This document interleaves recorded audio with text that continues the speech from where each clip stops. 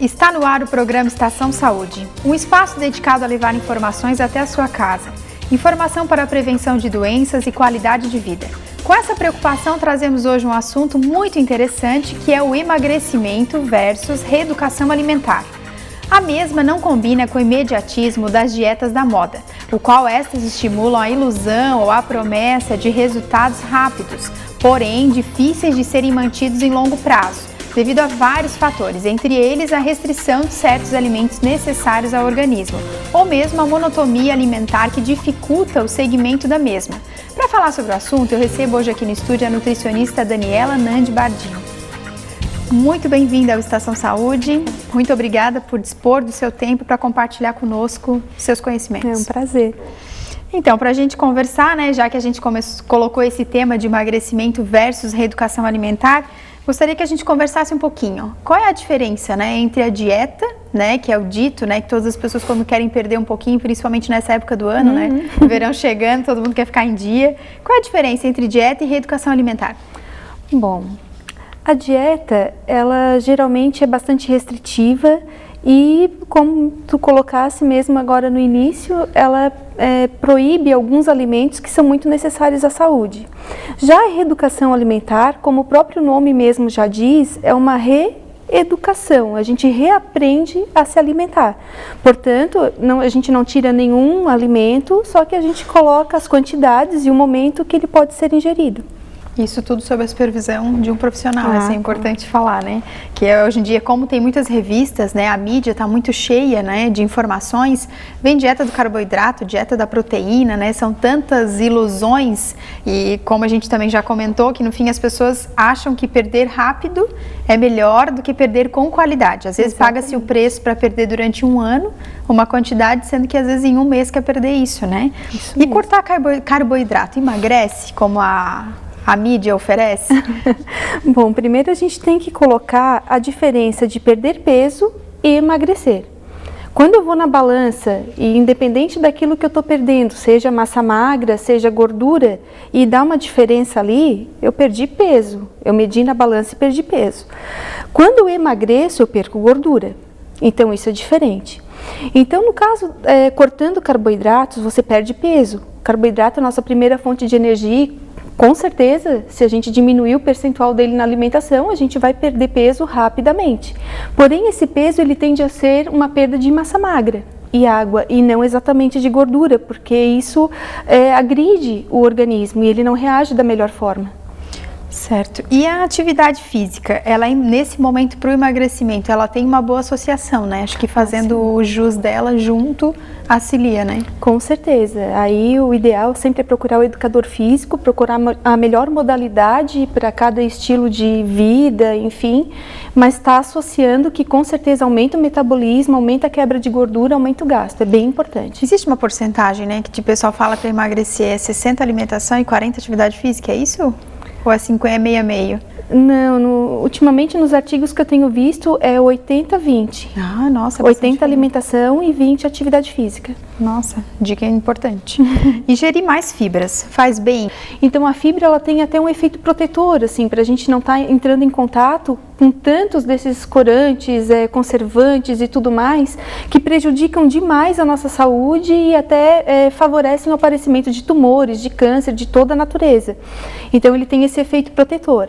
Além de tudo, ela vai estar misturada, claro, junto com os alimentos, né? Vários alimentos são fontes, né? Frutas, verduras, os grãos integrais, enfim, e que aumenta o volume daquilo que a gente come dentro do estômago, só que elas não fornecem calorias. Então a gente vai estar se sentindo saciado, né? Come um volume bom de alimento, porém com um valor calórico inferior àquilo que normalmente seria se fossem doces, gorduras, enfim.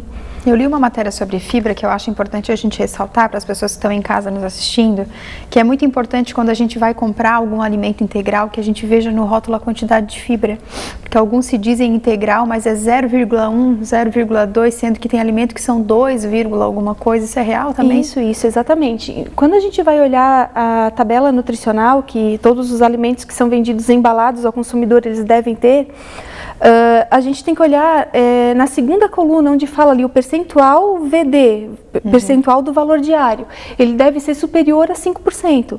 Tudo que tiver ali, todos os nutrientes que são listados e que tem ali o VD, o percentual do valor diário, superior a 5%, a gente pode dizer que esse alimento ele é fonte daquele nutriente, no caso fibra, se for o caso. E suplementos alimentares?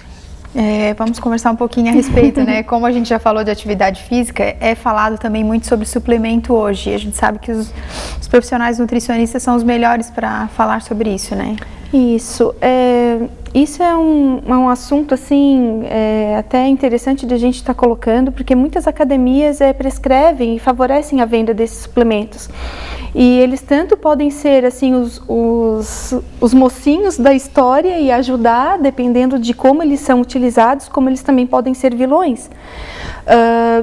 Muitos jovens acabam fazendo uso muito cedo de certos suplementos que podem detonar toda a função renal e tudo mais, sobrecarrega demais e terem problemas com isso muito cedo, coisa que talvez eles pudessem passar uma vida inteira e não ter. E então eu vejo assim que essa prescrição ela deve ser exclusiva do profissional nutricionista que está assim capacitado para dar o melhor suplemento para a melhor situação e para tirar o melhor resultado também, né, para aquele fim, para aquela motivação que a pessoa foi te procurar. Porque hoje o mercado está bem vasto, né, é termogênico para ativar, proteína para ingerir, né, e tudo isso a gente sabe que se for usado de forma correta, eles auxiliam mesmo, né? Sim, com certeza. E a questão da hidratação? É verdade que quando a gente ingere 2 litros de água por dia, há uma perca calórica? A gente consegue emagrecer um pouco ingerindo mais água, é verdade? Não é exatamente uma perda de calorias que acontece. A água, ela é participante de todas as reações químicas, praticamente, do nosso organismo. Então, se a gente não tem a quantidade de água necessária para acontecer essas reações químicas e o emagrecimento não deixa de acontecer reações químicas para que ele aconteça, essa água que a gente ingeriu, o pouco que se tem, vai ser usado para as funções mais vitais, e o emagrecimento não é uma delas.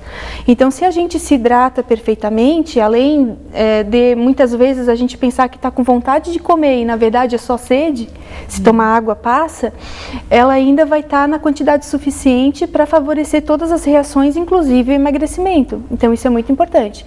Alguns estudos hoje em dia estão colocando que a questão de tomar água gelada, no caso 8 copos, digamos assim, de água gelada, pelo organismo ter a necessidade de esquentar ela até a temperatura da absorção, favorece a queima um pouco maior de calorias, mas ela deveria estar gelada.